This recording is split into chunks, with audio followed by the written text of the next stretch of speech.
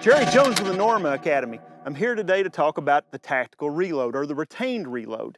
In this reload, I've fired, 4 or 5 rounds in an engagement.